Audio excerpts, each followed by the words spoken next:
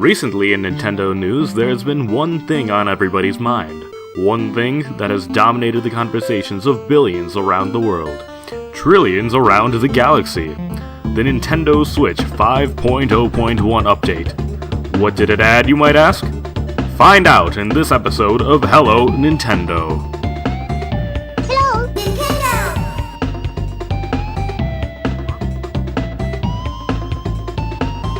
What's up, everybody? Welcome to the 31st episode of Hello Nintendo. I'm your host, Moog, aka Cast Starman, and joining me today are Alec, aka the Scottish Lion. Hey everybody, how are you doing? And Brooks, aka the Poochie Kid. Hey there. So, let's get right into it. What have we been playing this week? Alec, let's start with you. Yeah, so I haven't been playing a whole lot. Actually, I've just been playing on the weekend for a little bit. Still have yet to beat Kirby Star Allies, but that's the game I've been playing. Absolutely love it. Couch co-op is... It's really nice to have a couch co-op game back again. The friend system is... It's really a game meant for co-op, so I do recommend if you have somebody to play it with, pick it up. However, if you don't, I would consider how much you like Kirby before you buy it as a single-player game. The friend system, the abilities, though, are really fun. It's easy, it's lighthearted. Like I said, I still haven't beat the entire game. That's how slow I'm going through it, but it's a lot of fun so far. The graphics, the aesthetics, all are beautiful. It kind of calls back to a whole bunch of different elements. A little bit of spoilers, but not really. The music, some of the music goes to Squeak Squad, some to Crystal Shards 64. Others goes all the way back to Dreamland 3. Much of the gameplay, I would say, though, is very reminiscent of the Dreamland series, opposed to other newer Kirby titles. Okay. Go on, Brooks. It's definitely a really solid Kirby game that is a lot of fun with friends. I was playing pretty much the entire campaign with my family, and was a lot of fun. And it has a really good post-game as well, though. Try to shy away from spoilers for now, anyway. Okay. Brooks, I'm assuming that's one of the games you've been playing this week, then? I have, as well? But the main thing I've been playing recently, was new SNES Classic that I was able to obtain. And this is the first time I've been able to play many of the games on there, like Star Fox and Yoshi's Island. Some of the first times I've been able to play them. Oh, okay. So you were able to purchase an SNES Classic pretty far past when it was released. It was pretty easy to find one. Yeah, it just took, really? I don't know, maybe a few days of waiting, and was able to get one pretty easily from GameStop. Brooks, with the SNES, one of the games that we've kind of all haven't seen before is Star Fox 2. Have you been able to play that, and if so, what is a quick review of that game? I haven't actually really been able to play much Star Fox 2. I've been wanting to try to finish the original first, of course, before getting into it, but just one problem. The original is surprisingly hard. It's fun, for sure. I like the arcadey style of the game, but might take a while before I'm able to finish all of it and start on to Star Fox 2. The little I have played of the sequel is really good. That's interesting that you note that the original Star Fox was pretty hard or pretty difficult, because I think the Star Fox games, or especially that and 3D on the Nintendo 3DS, is the same as the Star Fox 64. Or I think it's actually called 64 3D. But yes. Anyway, it is a it's a more difficult game, but it's a shorter game too. It's really, really short. It's meant for tons of replayability. I think that you'll find that after you get past the whole difficulty barrier of the game, it'll be done in a snap. And you'll want to probably play it again, because now you'll realize all the mistakes that you made the first time around, and you'll want to get like a high score. Right into that arcadey sort of feel. Definitely, and there's also the multiple paths to look at, and it's pretty interesting. Yeah, exactly.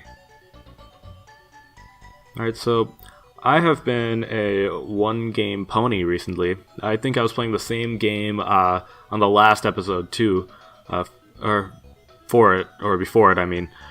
Fire Emblem Sacred Stones.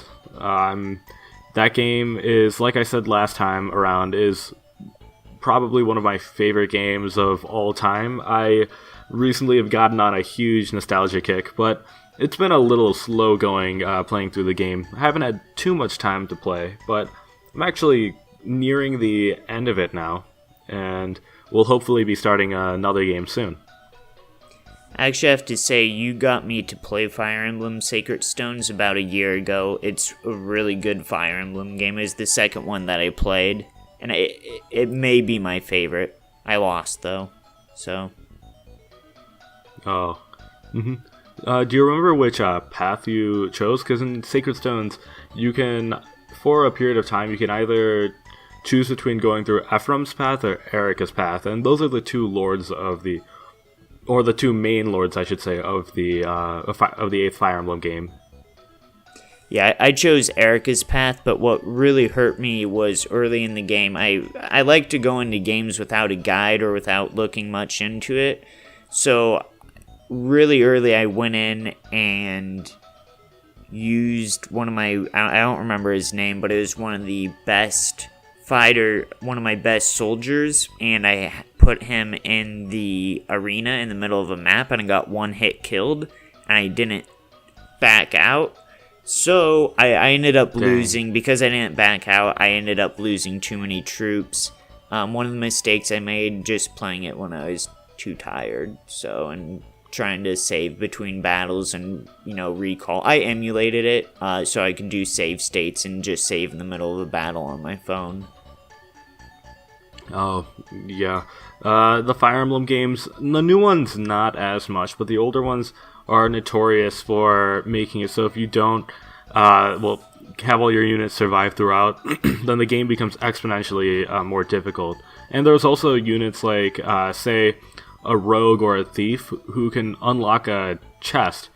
And you might get like a chest key or a door key in one chapter, but you'll have to use it up in that chapter or the next chapter. But then 2 chapters later, you'll have a line of 3 chests just sitting there. And if your rogue had died like mine did, then you'll just be wondering forever what was in those chests. Yeah, that was another thing I did, was I held on to keys for too long without trying to go get the chest because I was too scared that the next chest would have something better. So I probably missed out on a lot. I should go back and play it someday, but good game. Mm-hmm. Yeah, definitely. Mm-hmm. All right, well, let's go into our first news topic. Super Mario Galaxy releasing on the NVIDIA Shield. So this, with this being released on the NVIDIA Shield, that means Nintendo is officially releasing their games, quote-unquote, third party. How do you guys feel about that? I feel completely indifferent since this is a release in China, and it was intended to finally reach an audience that before hadn't had access to the game, and this is a way now that they're giving a game a complete different demographic access to their game. So I think this has zero impact with their plans for North America, Japan, and Europe. Okay. Definitely. I mean, it is pretty interesting, though, how they actually combated the motion control issue by just reworking the controls entirely. Like, how you had to shake the Wiimote to do a star spin, now you instead press X. And how you pointed the Wiimote out the screen to collect starbits and stuff. Now you just use the right stick, which is kind of interesting that how they kind of adapted these things. And I wonder if this means that we could end up seeing similar things eventually release on the Switch, because the Switch is an adapted version of the NVIDIA Shield. That's true. I think the NVIDIA Shield and the Nintendo Switch both use the same computer chip. I think at least the GPU. And yeah, and the game Super Mario Galaxy has also been upscaled to 720p, I think to fit the NVIDIA Shield screen as well. The NVIDIA Shield, does that have a 1080p screen or a 720p screen? I don't recall.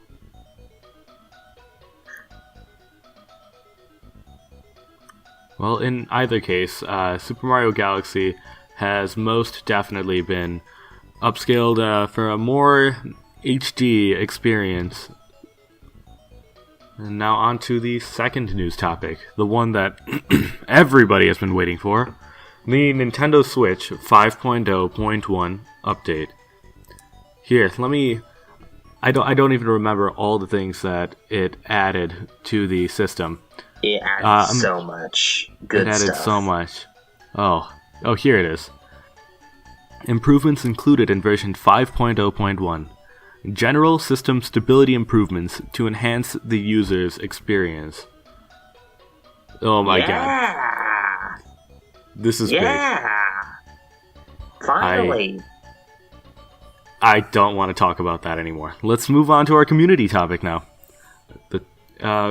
So, Alec, do you want to get us in on the new Tuesday tussle? Yeah, so I'll introduce you to this. So, if you're listening to this, you probably found us coming from the subreddit. So, every Tuesday, what we're going to be doing is the new Tuesday tussle. And this is voting over the span, I don't know how long this is going to go, probably for a long time. We are voting on the best Nintendo game of all time. So we've put together brackets, we've put together data, we have given games a seed between 1 and 1,280, and so we're going to be eliminating them over time. The system is absolutely perfect, so do not question about how this will go wrong. This is a perfect system. We've thought through every single mistake. So, go onto the subreddit. You can just search for Tuesday Tussle, and it should bring it up. It's been given the tournament flair, so you can also do a flair tournament search if you want. And with that, we have 4 unique brackets, but we're only going to be able to highlight a couple of these games. We're not going to talk about all couple thousand of them. So, does anybody have a game that they would like to start off with? So, this is in bracket number 2. I want to talk a little bit about Pokemon Fire Red for the Game Boy Advance, released in 2004. Now, this is a game very near and dear to me in my heart. I got it for Christmas, I think in 2004, and on Christmas Day, I knew exactly what it was going to be. I had already woken up at 5 a.m., much to my parents' dismay, and gone and rattled the box, but was told by my brother that if I had opened the present, then it would turn into coal right in front of my eyes. And so, like a good little boy, I waited and eventually opened my present at the time I was supposed to. And from that point, I played through probably one of the best Pokemon experiences to date, in my opinion. And I got my Charizard all the way to the Elite Four, and I'm pretty sure I taught it cut, though. So my brother actually restarted my game, and he saved over it. And so I lost my special Charizard with cut. But it was a good game nonetheless, and I think it should win, at least in bracket number 2. Yeah, I'd have to agree. It's a very quality game. I mean, really, all of the main series Pokemon games, no matter some complaints people have with them, they're all very high quality games. I will peacefully Alec, what about you? I'll let Pokemon peacefully have its moment of glory for you.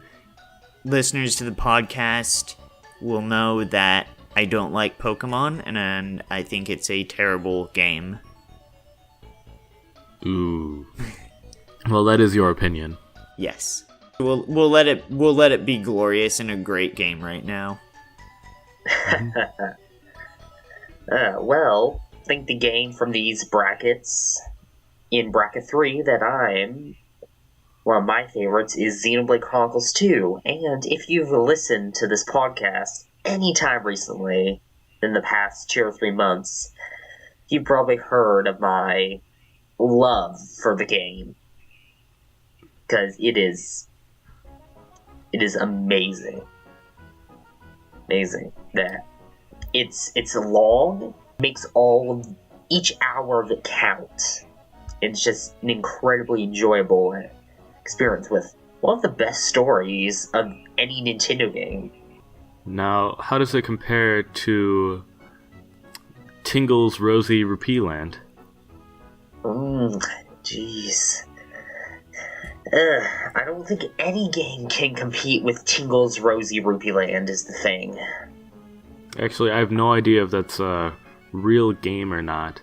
But for any listener who remembers Tingle's Rosy Rupee Land, we talked about that game a few years ago on our special April 1st rNintendo Direct. I think this was before Brooke's time. Alec, do you remember that at all? Yes, I do. That is actually one of the reasons I got on Reddit, was the CSS design for rNintendo was so great. I just had to jump in on the shenanigans, and so that is one of the reasons I actually made a Reddit account on that around that April Fool's time. I think that was like 3 years ago now. It is 4 years ago now. I think it was 2014, but my memory's bad, so it could have been just 3.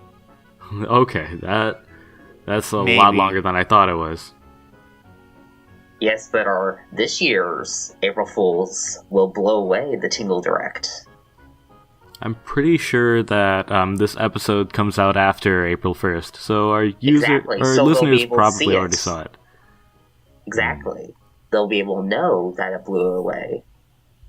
Alright, now getting back on track here. Alec, which game did you see from the brackets that you want to win? I definitely want Mario vs. Donkey Kong Tipping Stars to win. The game had so much character and so much fun, and just going around and tipping over all the little mini Donkey Kongs and mini Marios.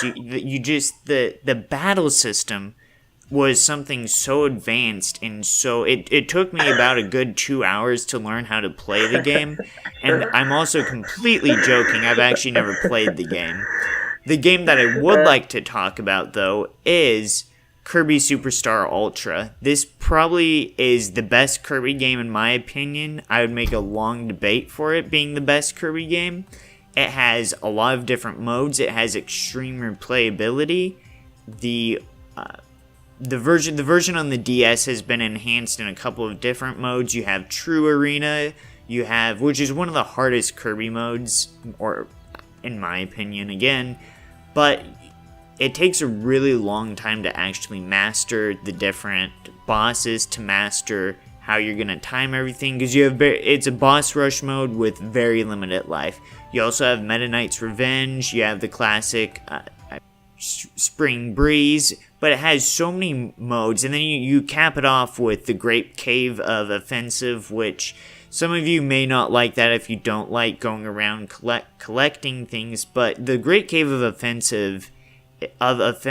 is one of my favorite Kirby modes, simply because of the way that thank you, that you have to go around and you have to backtrack a lot. It's a little bit like a Metroid where you're learning new abilities throughout, and then you have to take that ability and go to a new area of the map to find a treasure that you couldn't get access to before. So it's not super evolved platforming or super evolved puzzle platformers as most Kirby's go, but there's some good puzzles in there. It's a lot of fun.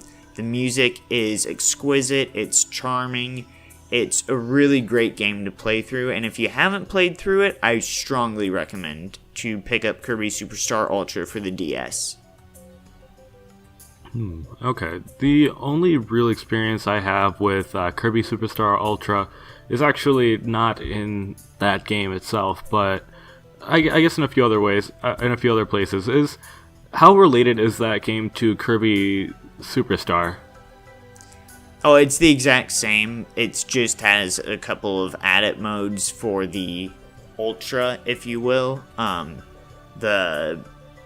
I forget exactly what modes are added, but it does have additions, and it plays a little bit nicer on the DS. Has a little bit cleaner graphics. The music has been updated. I'd say probably the music being updated to the new hardware is the biggest advantage you're gonna see by playing the DS mode.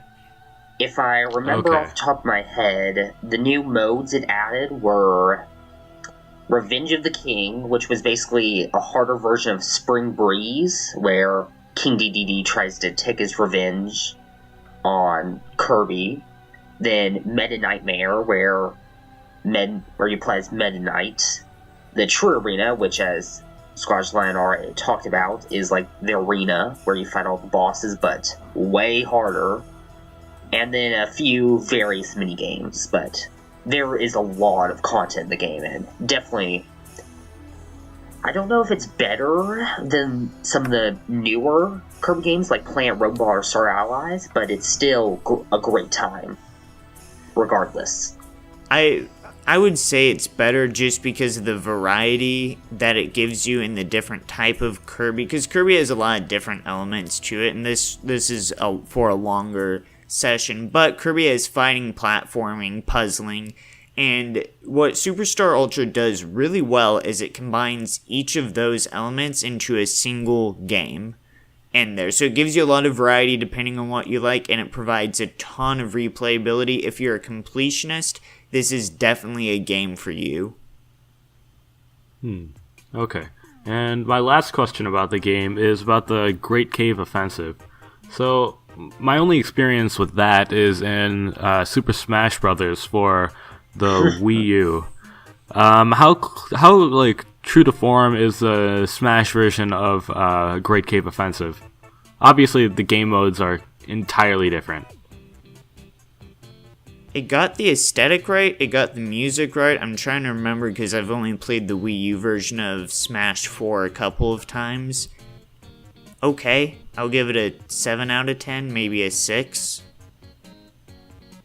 The lava present in the Great Cave Offensive really wasn't that prevalent in the original Kirby Superstar, we'll say.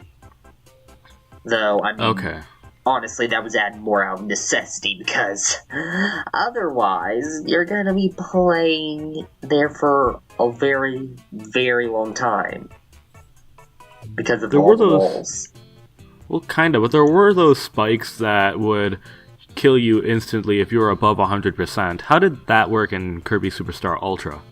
Yeah, as I was saying, those weren't really present.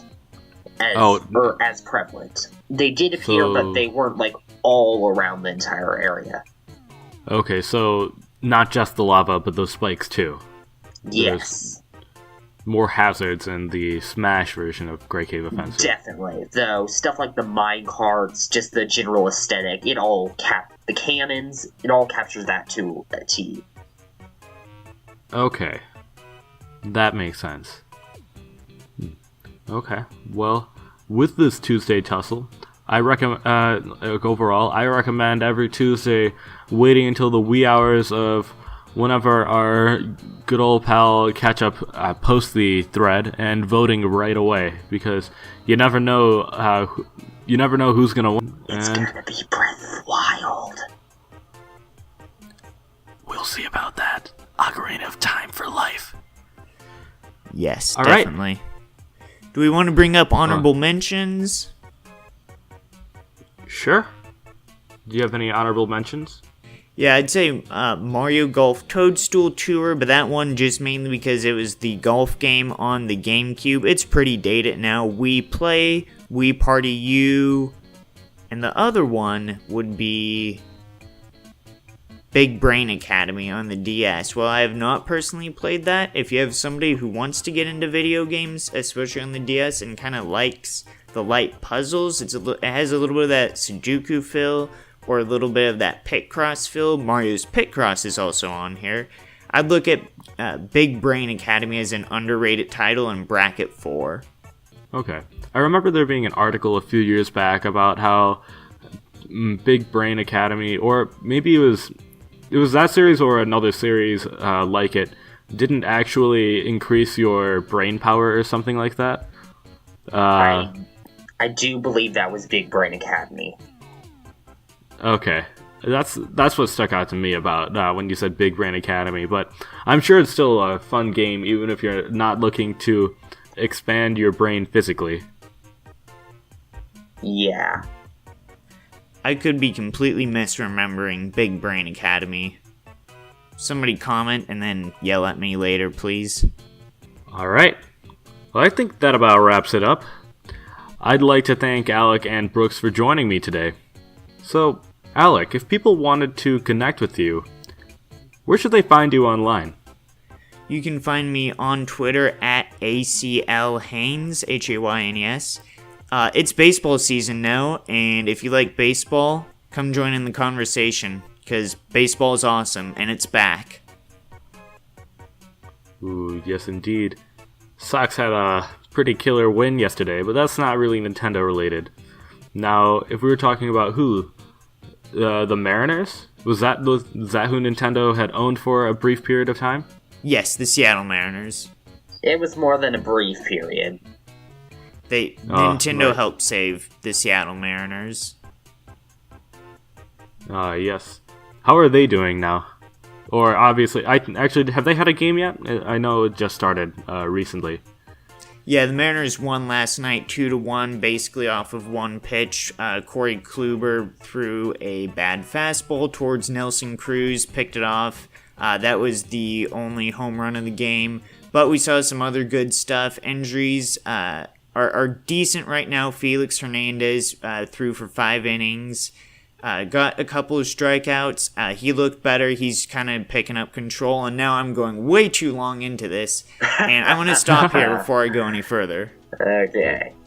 That was a little taste of some of the hard-hitting commentary that you'll find on his Twitter, which is, once again, ACL Haynes? Yes. Alright, maybe I'll have to follow it. And, actually I think I might already be following it. Well, anyway, and for all of us, feel free to shoot us a message on Reddit sometimes. I promise we won't bite. And now, next time, we'll ask the question echoed since the very dawn of time. Is Nintendo doomed? See you next time on Hello Nintendo. Hello, Nintendo.